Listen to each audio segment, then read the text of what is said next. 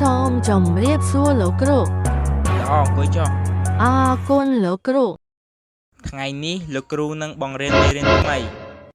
មេរៀនអីលោកគ្រូម្សិលមិញរៀនមេរៀនកខឥឡូវលោកគ្រូបង្រៀនប្រយោគពាក្យម្ដងបាទលោកគ្រូបាទតោះចូលមេរៀនកូន B ណាតភៅកូន B ផ្លេចយកមកបាទលោកគ្រូកូនឯងផ្លេចយកមកឲ្យចូលរៀនទៀតបាទអានេះឲ្យយកភៅមកឲ្យយីឌឺអញទៀតឥឡូវកុំឲ្យខាតពេលយូរចូលមេរៀនមកបាទលោកគ្រូថ្ងៃហ្នឹងលោកគ្រូបានយកបញ្យល់ពាក្យមួយចំនួនមកបញ្យល់កូនអញ្ចឹងលោកគ្រូចាប់ផ្ដើមសួរណាបាទលោកគ្រូបាទឥឡូវលោកគ្រូសួរកក្តាមមានន័យថាម៉េចកូនញ៉ាំលោកគ្រូជម្រាបប្រសាលោកគ្រូកក្តាមមានន័យថាកាន់នេះពិតជាត្រូវឲ្យលោកកូនសិស្សតើម៉ោងគឺជាអ្វីញ៉ាំលោកគ្រូ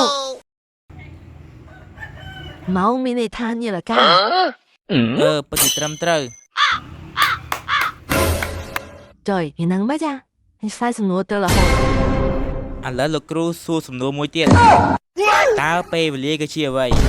បាទលោកគ្រូពេលវេលាជាមាសប្រាក់ខុសហើយពេលវេលាគឺជាម៉ោង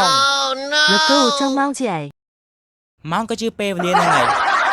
ល្ងងមែនបាទលោកគ្រូបាទជាថាអញមកអៀងបែរទាំងគ្រូឡោចុយអានេះលូអ៊ុយគេអត់មានអីផងលោកគ្រូគ្រូនៅកែជំទីអត់មានអីអញ្ចឹងល្អហើយកុំឲ្យលោកគ្រូដឹងថាចេះលោកគ្រូបាទលោកគ្រូអត់ថោចូលមកហ៊ានចេះលោកគ្រូហងហាមកជាហងលោកគ្រូកុំឲ្យលោកគ្រូលឺភាសាទៀតណាអញ្ចឹងមេរៀននេះលោកគ្រូបញ្ចប់ត្រឹមហ្នឹងហើយបាទលោកគ្រូតោះអញ្ចឹងទៅទីមកអញ្ចឹងបាទលោកគ្រូកូនសូមជម្រាបលាលោកគ្រូ